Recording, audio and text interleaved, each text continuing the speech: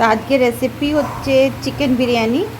Obviously এটা আগের video হচ্ছে, তো আমি সেন্ড করতে ভুলে গেছিলাম। তো দেখো বিরিয়ানি, তো রাইসটাকে আমি হাফ কুক করে রেখে দিয়েছি, মানে 80% কুক করে রেখে দিয়েছি। এবার চিকেনটাকে ম্যারিনেট করব। চিকেনের মধ্যে দিলাম পেঁয়াজ ভাজা, দিয়ে দিলাম আদা রসুনের পেস্ট 1 চামচের মতন, সাথে গেল লবণ স্বাদ অনুসার, আর দিলাম একদম অল্প করে হলুদ, আর দিয়েছিলাম 1 চামচের মতন কাশ্মীরি রেড মির্চ, ছোট চামচের 1 চামচের মতন জিরে, আর 2 চামচ দিয়েছিলাম বিরিয়ানি মশলা।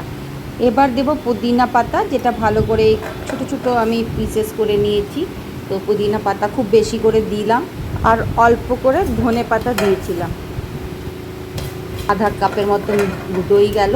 এখানে অল্পই বিরিয়ানি করছি, তো আমাদের দুজনের জন্য বিরিয়ানিটা হচ্ছে, তো দইটা খুব বেশি দিলাম না, হাফ কাপ দিলাম। ভালো করে মেখে ম্যারিনেট করে আমি আধ ঘন্টার মতন ঢেকে রেখে দিলাম। তো বন্ধুরা, এখানে আর মাংসটা কিভাবে করলাম, ওটার মশলা কি দিলাম ওইগুলো আর দেখালাম না, কেন কি অলরেডি মশলা দিয়েই এটাকে আমি ম্যারিনেট করে রেখেছি। ব্যাস এটা এরকমই কড়াইতে বসিয়ে দিলাম, তেল বেরোচ্ছে, দইয়ের মধ্যে তেল থাকে তো তেল বেরোচ্ছে, আর এটাকে আমি হাফ কুকড করে রাখলাম।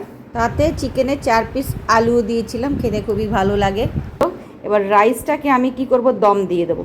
তো এখানে একটা প্যানের মধ্যে রাইসটাকে আগের থেকেই ভালো করে ছড়িয়ে দিলাম।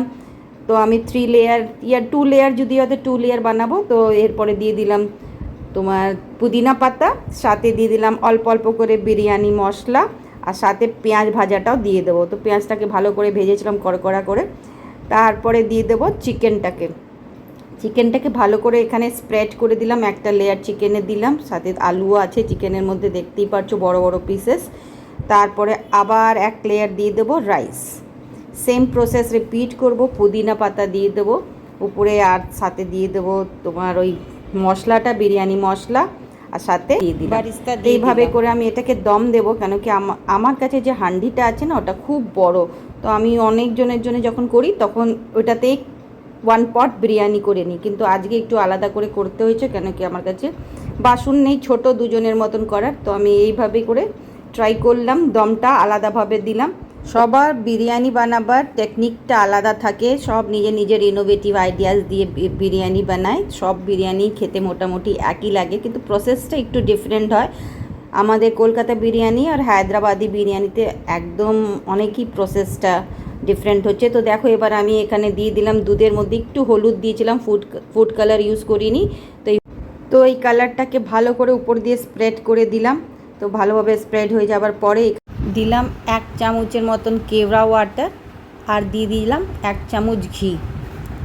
তো তোমাদেরকে বলতে ভুলে গেলাম কি, এই প্যানটার তলাতে আছে রুটি বানাবার যে তাওয়াটা আছে, ওই তাওয়াটা আমি নিচে রেখেছি, তার উপরে এই প্যানটা দিয়েছি। গ্যাসের ফ্লেমটাকে একদম স্লো রাখলাম, আর এবার এটাকে লিডটাকে ঢেকে দেব। তো এখানে একটা ফুটো আছে, ওই ফুটোটাকে আমি আটার গোলাতে দিয়ে পুরোপুরি এটাকে সিল করে দিলাম। আর পুরো তো প্যানটা এয়ারটাইট আছেই, তো বাস একটা সারাশি দিয়ে ওভারলোড করে দিলাম, যেন হাওয়াটা সাইড দিয়ে না বেরোয়। আর এইভাবে 30 to 35 মিনিটস অবধি দম দেবো, একদম স্লো আছে। তো দেখো, লজিজ বিরিয়ানি রেডি হয়ে গেছে, চিকেন বিরিয়ানি। তো এবার আমি এটাকে গরমা গরম সার্ভ করে নিচ্ছি। সাথে আমি একটা রায়তা বানিয়েছিলাম, আর শসা পেঁয়াজ তো আছেই। তো বন্ধুরা, তোমাদের এই বিরিয়ানির রেসিপি যদি পছন্দ হয় তো লাইক শেয়ার কমেন্ট অবশ্যই করো। আর যারা যারা লাস্ট অব্দি ভিডিওটা দেখেছো, তোমাদেরকে অসংখ্য ধন্যবাদ। Thank you for watching my video. See you on next video.